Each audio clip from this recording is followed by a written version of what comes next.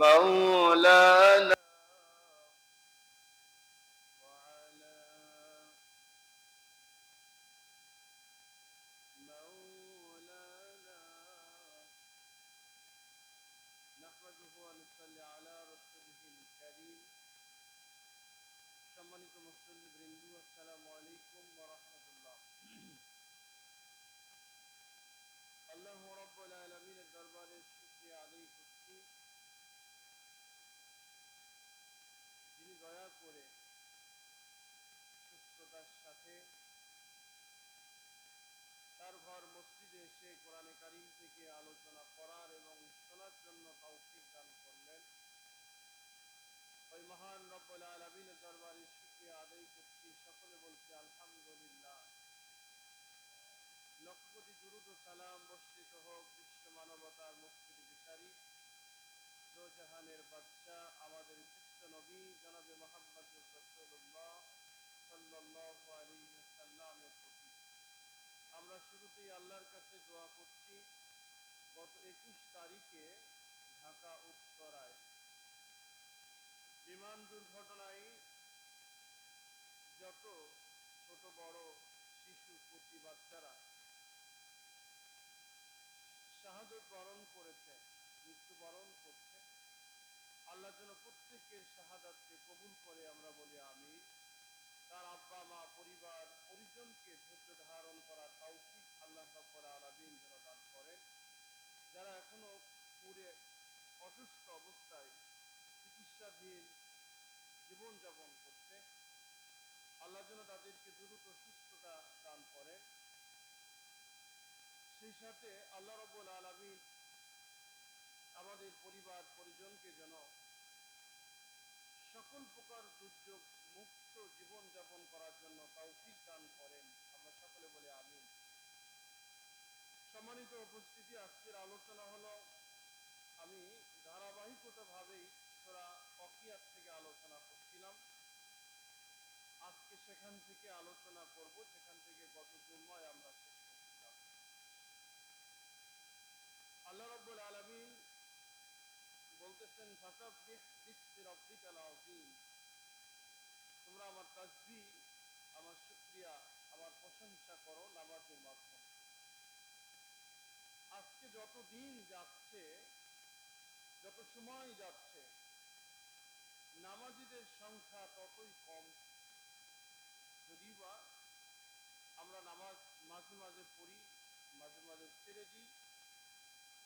আপনি যদি প্রশ্ন করেন তাদেরকে, ভাই নামাজে কেন যাও না, নামাজ কেন ছেড়ে দাও, নামাজ কেন ঠিক মতো হচ্ছে না, ওনাদের বক্তৃতা, ওনাদের আলোচনা অনেক চমৎকার ভাবে আপনাকে বোঝাই ছেড়ে দিবে।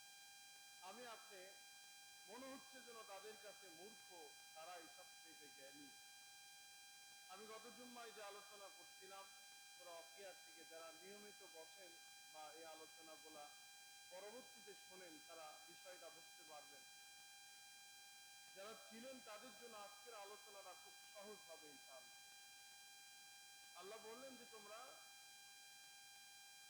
নামাজের মাধ্যমে আমার তাসবিহ করো, আমার প্রশংসা করো।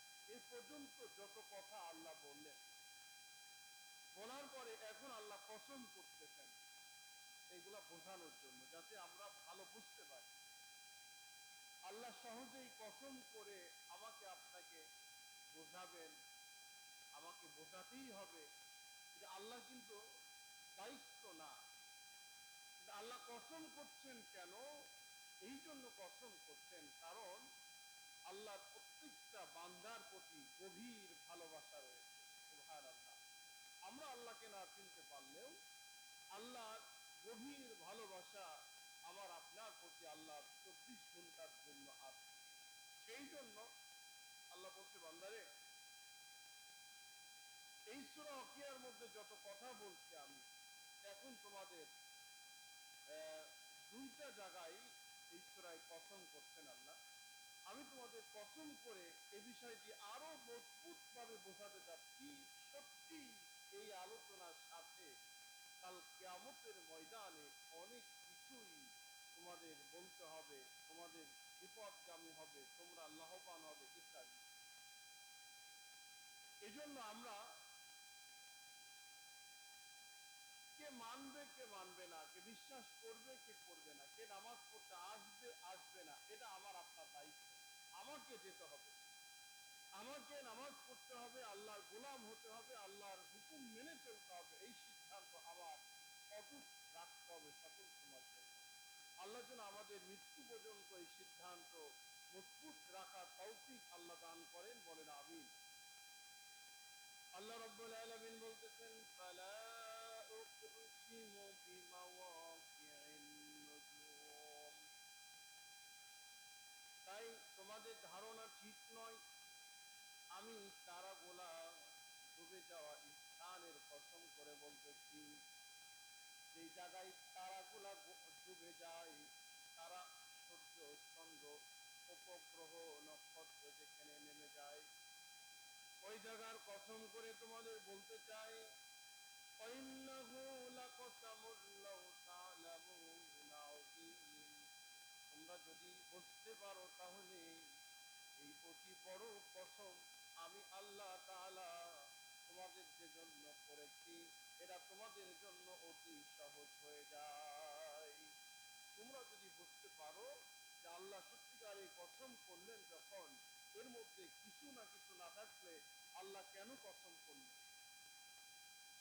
আল্লাহ রাব্বুল আলামিন প্রত্যেকটা বান্দা এবং বান্দিকে টার্গেট করে যতগুলা কথা বললেন, বলার পরে আল্লাহ রাব্বুল আলামিন বললেন, চন্দ্র সূর্য গুলা ডুবে যায় যে স্থানে, চন্দ্র এবং সূর্য উঠানোর যিনি মালিক, আবার ডুবানোর যিনি মালিক, আবার সেগুলা ফিরে যায় যার কাছে, এই মালিক।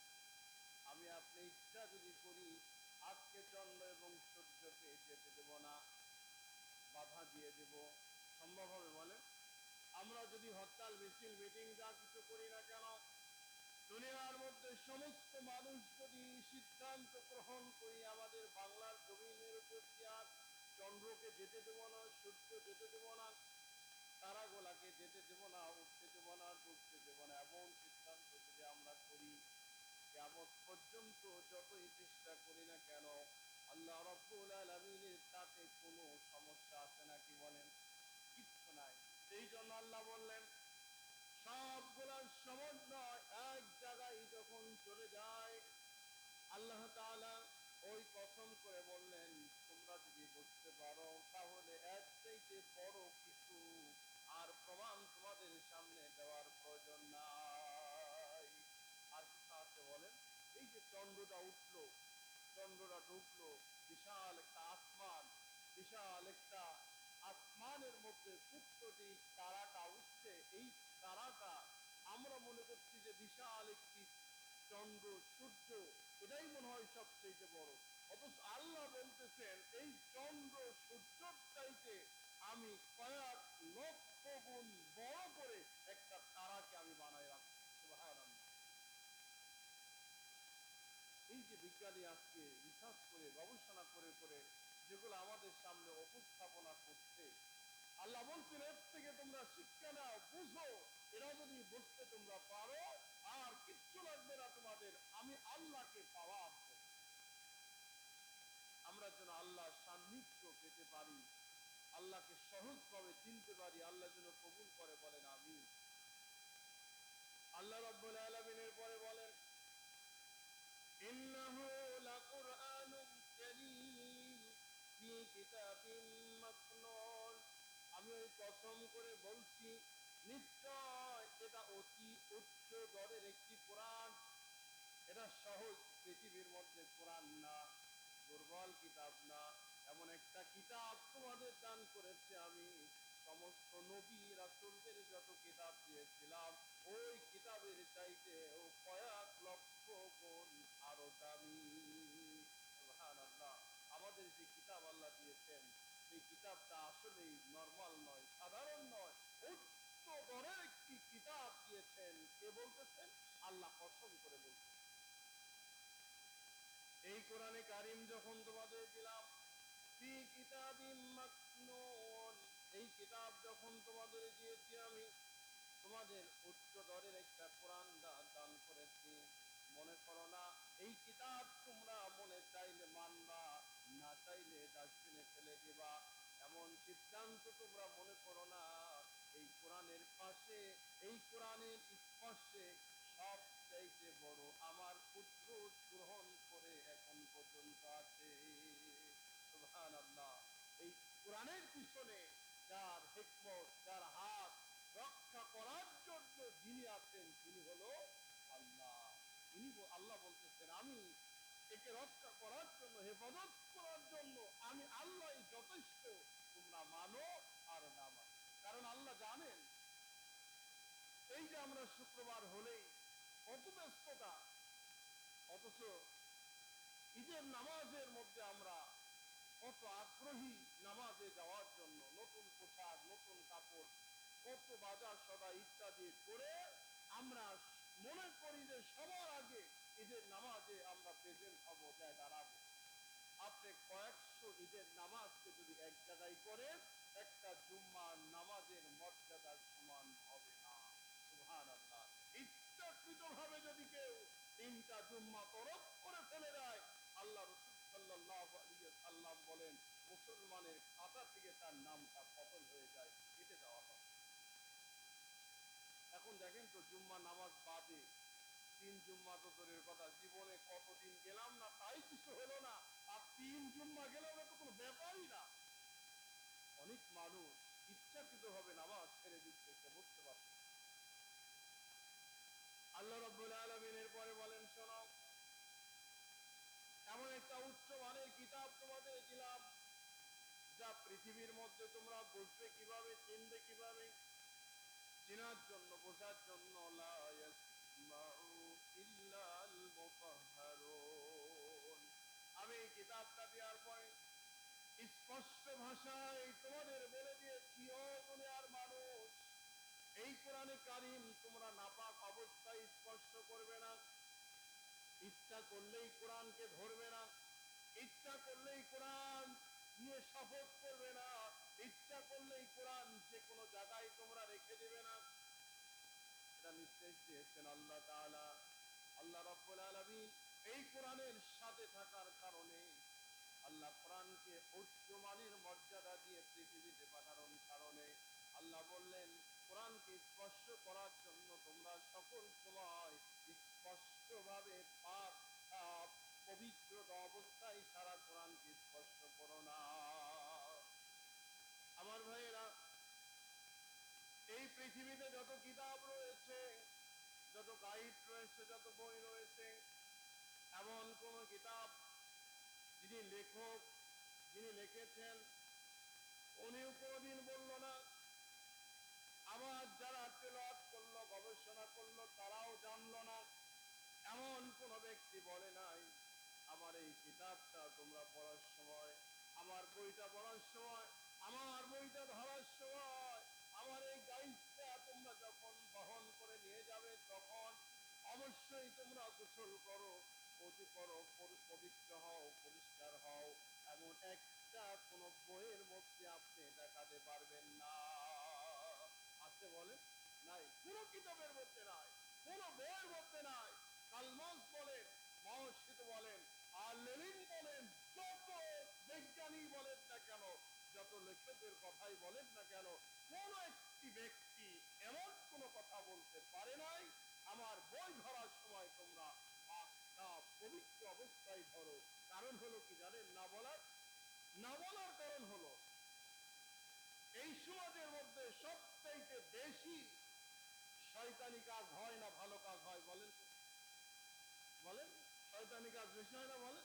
শয়তানি কাজ যেহেতু হয় বেশি, শয়তানি কাজ হওয়ার সময় সেখানে পাহারা দেওয়ার জন্য কোন লোকের দরকার আছে? কোন দরকার নেই। কেন? শয়তান দোষমুক্ত।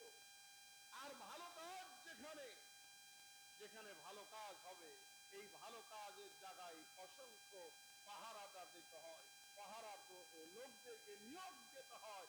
ভালো কাজের জন্য কেন পাহারাদার দরকার? এবং আল্লাহ রাব্বুল আলামিন কোরআনে কারীমের মধ্যে স্পষ্ট ভাষায় বলছেন, আস্তাঈযু বিল্লাহি মিনাশ শাইতানির রাজীম। তোমরা সবচাইতে বড় ভালো কাজ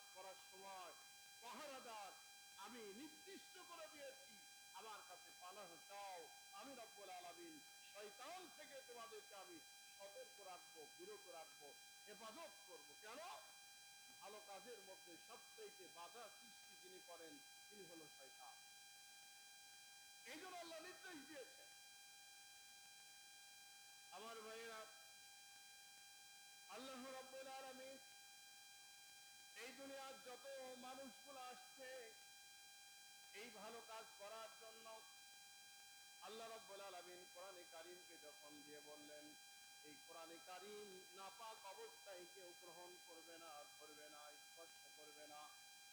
কারণ হলো কোরআনে কারীম এমন একটা কিতাব, এই কোরআনে কারীমের 40 বছর যার বয়স, 50 বছর যার বয়স, 70, 80, 100 বছর যার বয়স, অনেক মানুষ এমন 40 বছর নামাজ পড়লেন, 100 বছর অনেকে নামাজ পড়ে চললেন, আজকে পর্যন্ত দেখুন তো সূরা ফাতিহা প্রত্যেকটা নামাজের সময় পড়তে হয়, শুরুর সময় পড়তে হয়। বিরক্ত বোধ হয়ে এমন কোন মানুষ আজকে পর্যন্ত বলল না সূরা ফাতিহা ভালো লাগে না, সূরা ফাতিহা বাদে এই জায়গায় আরেকটা সূরা মিল করে আমরা নামাজ পড়তে চাই। এমন হয়েছে? বলেন। যত বলবেন, যত পড়বেন ততই ভালো লাগা আছে না নাই? বলেন। যদি অর্থ বুঝেন আরো ভালো লাগা। অথচ দেখুন কিয়ামত শুরু থেকে কিয়ামতের আগ মুহূর্ত পর্যন্ত কোরআন নাযিল থেকে শুরু করে আজকে পর্যন্ত কিয়ামত পর্যন্ত আল্লাহ এমন একটা কিতাব দিলেন, এমন একটা কোরআন দিলেন, এমন একটা গাইড দিয়ে দিলেন। সেই কিতাব, যেই কোরআন, যে গাইড আপনি ইচ্ছাই হোক অনিচ্ছাই হোক যদি বাদ দিয়ে দেন, আপনি না ধরেন, স্পর্শ না করেন, কোরআনের কতটুকু সমস্যা হতে পারে বলেন? আছে বলেন সমস্যা? এই কিছু মানুষ মনে করছে আমরা একটা ঝামেলা, প্রতিদিন শুধুমাত্র ওই ঝামেলার মধ্যে যাওয়া দরকার নাকি? সব মানুষ যদি এই কোরআনে কারীমকে সব মানুষ যদি বাদ দিয়ে দেয়, আল্লাহ কোন অসুবিধা আছে বলেন? আর বাদ যদি দেয়, আল্লাহর তো সমস্যা নাই, অসুবিধা নাই। আপনি বাদ যদি দেন, দিয়ে দেন, সমস্যা নাই। কিন্তু কোরআনকে যদি আপনি ধরতে চান, নাপাক অবস্থায় ধরবেন না, পবিত্র অবস্থায় ধরবেন। বলেন। নাপাক অবস্থায় ধরার সুযোগ আছে? কোনো সুযোগ নাই। আমরা কোরআনের মর্ম বুঝি নাই, অথচ শিল্পী ওই যে নকল কুমার কি জন্য এক হিন্দু শিল্পী আছে, গান বাঁধলেন, গান বললেন, সমস্ত পৃথিবীর থেকে যদি কোরআন মুছে যায়, ধ্বংস হয়ে যায়, এই কোরআনকে দ্বিতীয়বার লেখা কোনো কঠিন হবে না। সুবহানাল্লাহ। একজন হিন্দুর মধ্যে যদি আত্মবিশ্বাস চলে আসে এই জায়গায়, আমরা যারা মুসলমান এই কোরআন নিয়ে সমালোচনা, কোরআন নিয়ে হিংসাত্মক মানসিকতা, কোরআন নিয়ে আমরা এত অলসতা করি কিভাবে বলে?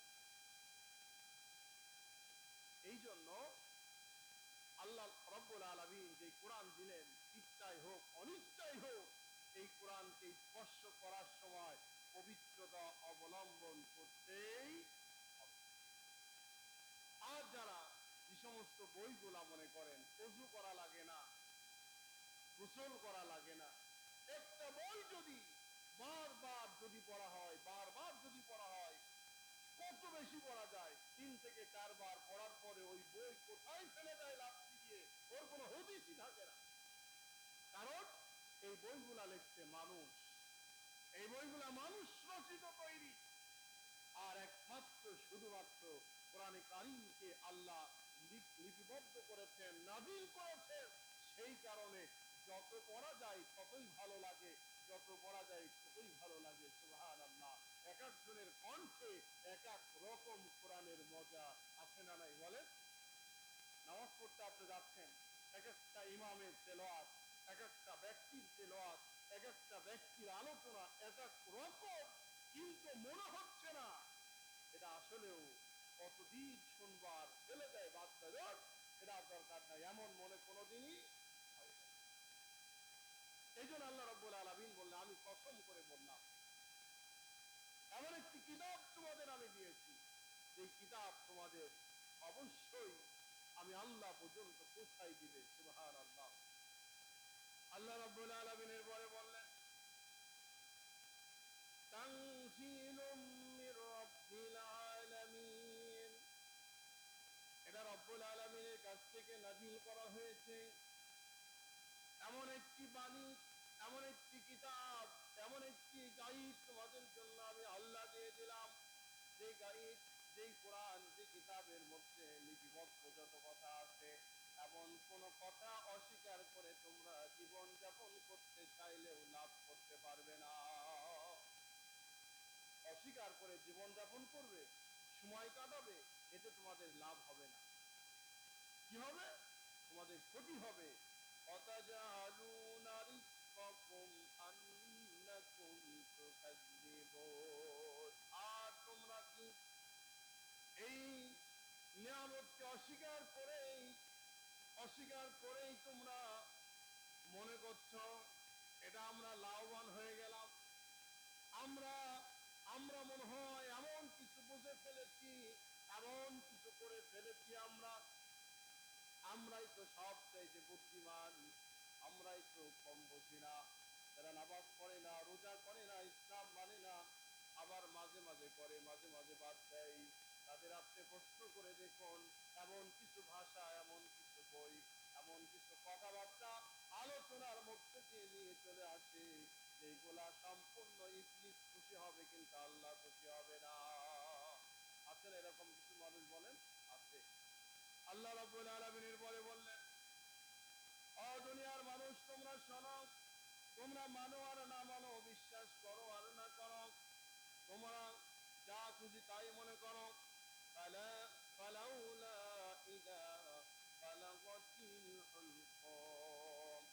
ও দুনিয়ার মানুষ শোনো, আমি রব্বুল আলামিন এই সমস্ত দুনিয়ার মানুষকে যখন জান কবজ করব, গলার কাছে যখন রুহুটা চলে আসবে, হলকুমের কাছে যখন চলে আসবে, এমন কোন মানুষ না, এমন কোন ব্যক্তি না, এমন কোন নেতা নাই, ওই মানুষটা রুহুটা আবার কলিজার মধ্যে ঢুকিয়ে দেয়। আছে? বলেন। আল্লাহ যদি সিদ্ধান্ত নেয় তোমার রুহুটা বের করবো আমি, মৃত্যু দিয়ে দেবো তোমাকে আমি, দুনিয়ার এমন কোন শক্তি নাই আমাকে আবার সেই জায়গায় রুহুটা ফিরিয়ে দেয়। আছে কেউ? বলেন নাই। নাই যে, তার মানেই বোঝা যায় এর পিছনে কেউ না কেউ একটা মজবুত মালিক রয়েছেন, তিনি হলো আল্লাহ। আল্লাহ রাব্বুল আলামিনের পরে বলেন, শোনো, যখন তোমার রুহুটা বেরিয়ে যেতে চায়, আমি আল্লাহ রাব্বুল আলামিন যখন সিদ্ধান্ত দিয়ে ফেলে দিই, ফালাউলা ইযা বালাগাতিল হুলকুম ওয়ানতুম হিনাইযিন তানজুরুন, তখন দুনিয়ার মধ্যে সবচাইতে অসহায়, সবচাইতে দুর্বল, মাজুর, অসহায় ওই ব্যক্তির চাইতে আর কেউ হতে পারে না। হতে পারে? বলেন। রুহুটা বেরিয়ে যাচ্ছে, হাদিস, কোরআন এবং হাদিসে এরকম বলা হচ্ছে যে যখন রুহুটা বেরিয়ে যাবে, আজরাইল আলাইহিস সালাম যখন পাপিষ্ঠদের কাছে আসবে, তখন ওই পাপিষ্ঠ রুহুটা এমন পর্যায়ে ছটফট করতে থাকে, আজরাইল আলাইহিস সালাম সেটাকে অভিযান চালায়, চিরনি অভিযান। আমরা মাঝে মাঝেই সেনাবাহিনীরা, প্রশাসনের লোকেরা, বিভিন্ন স্তর বা স্তরের লোকেরা চিরনি অভিযান চালায়। চিরনি অভিযান চালানো মানে হলো অপরাধ যারা করে, অপরাধী যারা, তাদেরকে খুঁজে খুঁজে বের করতে হবে, সে যেখানেই পলাক না কেন, আর চিরনি অভিযানের মাধ্যমে তাকে গ্রেফতার নিশ্চিত করা লাগে। এমন চিরনি অভিযান যখন শুরু করে আজরাইল, এই বাচ্চাটা একটু থামান না, যখন চিরনি অভিযান শুরু হয়ে যায় আর কোনো উপায় থাকে না, আজরাইল আলাইহিস সালাম যখন চিরনি অভিযান শুরু করে দেয়, আল্লাহ রাব্বুল আলামিন বলতেছেন কোনো উপায় থাকবে না, ওই ব্যক্তি পানির জন্য চিল্লায়, পানি পানি করে চিল্লাচ্ছে। হাদিস শরীফে এরকম বলা হচ্ছে, গোটা পৃথিবীর পানি যদি ওই মুহূর্তে তার মুখের মধ্যে দেওয়া যায়, পানির মধ্যে ঢুকে রাখা যায়, তবুও তার পানির পিপাসা নিবারণ হবে না। কেন হবে না? না হওয়ার কারণ হলো, দেখবেন সুস্থ একটা মানুষ রাস্তা দিয়ে হেঁটে যাচ্ছেন, যাওয়ার সময় আমি এর আগে মনে হয় বলছিলাম, কথাটা মিল করে দেখেন, অন্ধকার রাত, গরুস্থানের পাশ দিয়ে আপনি যাচ্ছেন, খুব সাহস নিয়ে যাচ্ছেন, আরে কত গরুস্থানে গেলাম, রাত্রিবেলায় মাটি দিলাম, অমুক তমুক, এই সেই আপনি তো আগে বলে ফেলছেন যে আমি ওই দিক দিক যাইতে কোনো ভয় পাই না, এরকম সাহস নিয়ে আপনি যাচ্ছেন। যাওয়ার সময় হঠাৎ করে প্রাচীনের পাশে একটা খুশি অথবা ইঁদুর দৌড় মারলো, আওয়াজ হলো।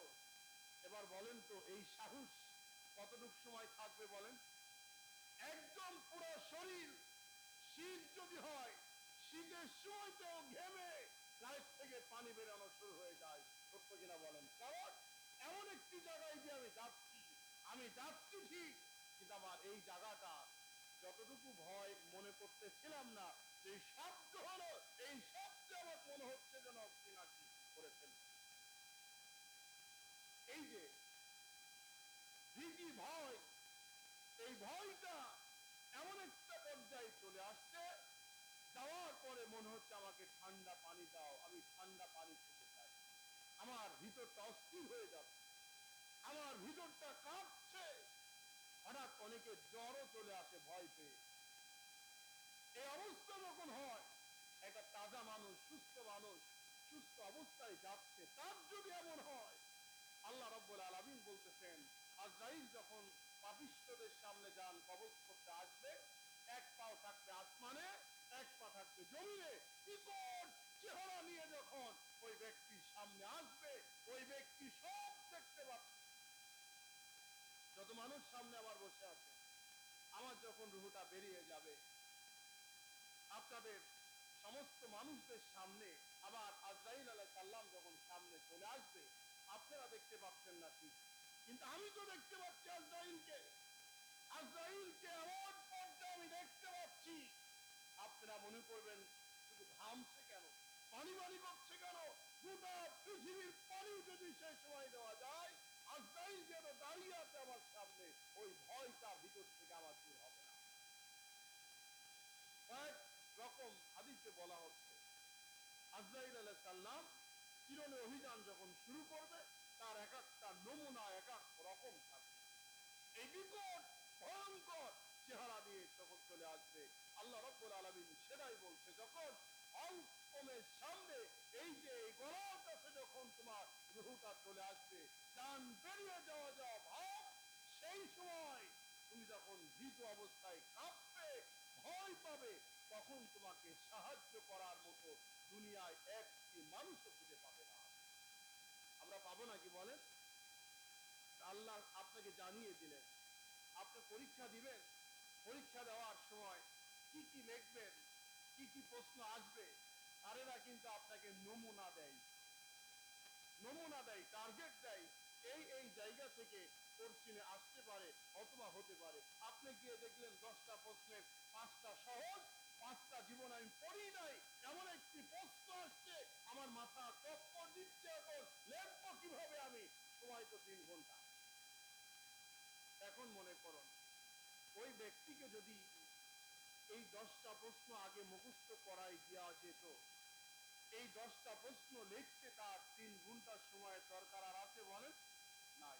একদম মুহূর্তের মধ্যে খাতা নিবে, লেখা শুরু করবে, কারণ যিনি প্রশ্ন করবেন, প্রশ্ন দিবেন, প্রশ্নপত্র দেওয়ার আগেই ওইভাবে তাকে মুখস্থ করাই দেওয়া হয়েছে, সেই কারণে প্রশ্ন পেতে দেরি, লিখতে দেরি হচ্ছে না। আল্লাহ রাব্বুল আলামিন এই জন্য আমাকে আপনাকে, দুনিয়াবাসীকে কি প্রশ্ন করবেন, কি সময় আসবে, কি অবস্থা হবে, আল্লাহ সব প্রশ্নগুলা ওপেন করে দিয়েছেন। ও দুনিয়ার মানুষ, তোমরা এই প্রশ্ন অনুযায়ী চলো, এরা বোঝো, মানো, এই অবস্থায় জীবন যাপন তুমি করো। এখন দেখুন, আমরা যত মানুষ এখানে বসে আছি, মৃত্যুবরণ কয় পার্সেন্ট করবো বলেন তো? সবাই করবো না মৃত্যুবরণ? বলে একজন লোক যদি মনে করেন আমরা বাঁচবো, যেমন দেখুন এর আগে আপনারা দেখছেন হয়তো ট্রেনে এই পর্যন্ত নাই, মাজার উপর থেকে ট্রেনে কেটে গেল, এইটুক শুধু আছে, বুক থেকে শুধু হাঁপাচ্ছি, আর এই বুক থেকে এইটুক জায়গা আছে, আর আমি নিজেও দেখছি সেইটা। সম্ভবত এটা হয়েছিল চাঁপাই নবাবগঞ্জের রাস্তায়, ওই রেল লাইন, ওই ট্রেন যোগাযোগ রাস্তাতে ঘটনা ঘটে। সেখানে এই লোকটা এইটুক নাই, অথচ এইটুক আছে। উনি বারবার বারবার করে বলতেছেন, আমাকে বাঁচাও, আমাকে বাঁচাও, আমাকে পানি দাও, আমাকে পানি দাও, আমাকে মেডিকেলে নিয়ে যাও, আমাকে বাঁচাও, আমাকে বাঁচাও, আমি বাঁচতে চাই, বাঁচতে চাই, বাঁচতে চাই। সেখানে একজন মুরব্বী চাচা বারবার করে অসংখ্য মানুষের মধ্যে সবার চোখে পানি। ওই লোকটি মুরব্বী বলতেছে, বাবা তোমাকে বাঁচাতে চাই, ঠিক বাঁচবে কিভাবে? তোমার তো নিচে কিচ্ছু নাই, এইটুক অবস্থায় তুমি বাঁচতে পারবে না, তোমাকে বাঁচাবো কিভাবে, নিব কিভাবে? ওই মুরব্বী কথা বলছে, কাঁদছে, কিন্তু এই লোকটি বারবার বলছে, আমাকে বাঁচানোর জন্য নিয়ে যাও, নিয়ে যাও, নিয়ে যাও। তার মানে হলো কি? আল্লাহ কোরআনের আর এক জায়গায় বলছেন, দুনিয়ার মানুষ মরতে চাই না, এটাই হলো প্রমাণ। তথাপিও এই দুনিয়ার মানুষকে মৃত্যুর স্বাদ গ্রহণ করতে হবে। আচ্ছা বলেন, উনি নিশ্চিত জানলেন আমি এখন মারা যাচ্ছি, মরে যাব, উনি চিল্লাচ্ছেন বাঁচার জন্য। ওনাকে আমরা ওই জায়গার যত মানুষ ছিল কেউ কি বাঁচায় রাখতে পারছি বলেন? বাঁচায় রাখতে কি পারবো বলেন? পারবো না। সেদিনকে 21 তারিখে বিমান দুর্ঘটনায় যে ঘটনাটা ঘটলো, অসংখ্য মানুষের শরীরের মধ্যে 70%, 80% পর্যন্ত পুড়ে একাকার হয়ে গেল, ঝলসে গেল, চিৎকার করছে, আমাকে বাঁচাও, বাঁচাও, বাঁচাও। কিন্তু এই অবস্থা যারা হয়েছে অনেকে কি বাঁচানো সম্ভব হয় নাই। এমন পরিস্থিতি যদি আমার আপনার চলে আসে বা মৃত্যুবরণ করতেই যখন হবে, আল্লাহ আপনাকে প্রশ্ন ওপেন করে দিলেন, ও দুনিয়ার মানুষ শোনো, যখন তোমার রুহুটা বেরিয়ে আসতে যাবে, বেরিয়ে আসবে, আজরাইল যখন চলে আসবে, তখন তোমার আফসোস করে কোনো লাভ হবে না। তোমাকে সাহায্য করার জন্য কোনো ব্যক্তি পাওয়া যাবে না, কোনো ব্যক্তি থাকবে না। অতএব তুমি কি করো? এই অবস্থায় আমি আল্লাহর হুকুম বাদে, আমি আল্লাহর দাসত্ব বাদে, গুলামি বাদে তোমরা একটা সেকেন্ডও জীবন যাপন করো না। সম্মানিত উপস্থিতি, সময় যেহেতু কম, আরেকটি বিষয় বলে আল্লাহ রাব্বুল আলামিন, ফালাউলা ইন কুনতুম গায়রা মাদিনিন তারজিউনাহা ইন কুনতুম সাদিকিন। এমন অবস্থায় আল্লাহ রাব্বুল আলামিন বলতেছেন, যদি কারো অধীনস্থ না হও, কোন ব্যক্তির কাছে না যাও, তুমি যদি সত্যবাদী হয়ে থাকো, তাহলে গলার এই হলকম পর্যন্ত যখন তোমার বেরিয়ে আসবে, জানটা ফিরে যাওয়ার কোন সুযোগ আর যখন পাবে না, এমন অবস্থায় আল্লাহ রাব্বুল আলামিন মুমিনদের জানটা কবজের সময় স্বয়ং আল্লাহ রাব্বুল আলামিনের সাহায্য প্রস্তুত হয়ে যায়। যারা মুমিন, মুত্তাকি, বিশ্বাস করছেন, এই আলোচনাগুলা যারা মানার জন্য প্রস্তুতি নিয়েছেন, শুনেছেন আর মানার জন্য প্রস্তুতি নিয়েছেন, ওই অনুযায়ী জীবন যাপন করছেন, আল্লাহ রাব্বুল আলামিন তাদেরকে পরিষ্কার ভাবে উত্তম পন্থায় শান্তিময় আরামদায়ক হিসাবে এই রুটা বের করে আল্লাহর কাছে নিয়ে যাওয়ার জন্য সমস্ত পদ্ধতিগুলা প্রস্তুত করে রেখেছেন। আল্লাহ রাব্বুল আলামিন যেন আমাদের সবাইকে কবুল করে, বলেন আমিন। আগামী জুম্মায় তারপর থেকে আমি কথা বলবো ইনশাআল্লাহ। সম্মানিত ভাইয়েরা, সম্মানিত মুসলিম, দেখুন আমরা যত দিন যাচ্ছে নামাজে আমরা অনীহা করছি, নামাজে ঠিক মতো আসতে চাচ্ছি না, নামাজে আমরা ঠিক মতো হাজিরা দিচ্ছি না। দেখুন, আপনি একটি দলের সাথে জড়িত আছেন, দলের দুর্দিনে অনেক নামাজ পড়ে দোয়া করেছেন আল্লাহর কাছে, আল্লাহ বিপদ থেকে বাঁচাও, বিপদ থেকে বাঁচাও, আমরাও দোয়া করছি। এখন বিপদ থেকে বাঁচানোর পরে সুদিন চলে আসছে, সুদিন আসার পরে ওনারা চিন্তা করলো এখনো নামাজ পড়তে হবে, এখনো তো আমাদের সুদিন, এখন নামাজ পড়ে রাখি। আর এই কায়দায় দেখেন অসংখ্য মানুষ নামাজে আর আসছে না। জিজ্ঞাসা যদি করেন, সময় হয়নি, ব্যস্ততার মধ্যে, এই নানান কিছুর মধ্যে, ভাই বুঝেন না, আপনাকে আমি বোঝাতে পারবো না, এত ব্যস্ত, খাওয়ার সময় পর্যন্ত পাচ্ছি না, ঘুমানোর সময় পর্যন্ত পাচ্ছি না। এমন কিছু নেতা আছে না নাই বলেন? আরে তো জীবন রে, আল্লাহ বললেন, নিশ্চিত করলেন তোর মৃত্যু। আর এতদিন ছিলি কি, এখন হলি কি, এখন সামর্থ্য। অনুর ফুল দেখে উনি মনে করছে আমার চাইতে নেতা আর কি আছে। নামাজ পড়া লাগবে কেন, ইসলাম মানা লাগবে কেন, কোরআনের আমার পক্ষে চলা লাগবে কেন? আমার ভাইয়েরা, যত বড় নেতাই হন না কেন, যত বড় ব্যক্তি হন না কেন, বাংলাদেশে না, পৃথিবীর মানচিত্রে আমাদের নব্য ফেরত এই বাংলার জমিনে মানুষের বুকের পরে যেইভাবে চেপে বসেছিল, উনি মনে করতেছিল ৪১ সাল পর্যন্ত আমি থাকবো। শিশুরা বলেন, আজকে কোথায়? আজকে কেউ নাম নেই না। এমনকি মৃত্যুবরণ যদি হয় এখন, ওর জানাজা করার লোক ভাড়া দিয়েও খুঁজে পাওয়া যাবে না। কথা বলেন সত্য কিনা? অতএব যত বড় নেতাই হন, সুযোগই পান, নামাজটা ছেড়ে দিয়েন না, আল্লাহকে ভুলে যায়েন না। আল্লাহর গোলামি ভাবে যেদিকে আমি আপনি যাব, সেদিকেই বিপদগ্রস্ত হয়ে যাব। এটাই সত্য, ঠিক কিনা বলেন ভাইরা? এজন্য আসুন, আল্লাহ ওপেন চ্যালেঞ্জ করে দিয়েছেন প্রশ্নপত্রগুলা, আমরা সেইভাবে জীবনটা গঠন করি। আল্লাহ যেন আমাদের নিজেকে প্রস্তুত করে মৃত্যুবরণ করার জন্য তৌফিক আল্লাহ দান করেন। বলেন আমিন। ওয়াকে দাওয়ানা আলহামদুলিল্লাহি রাব্বিল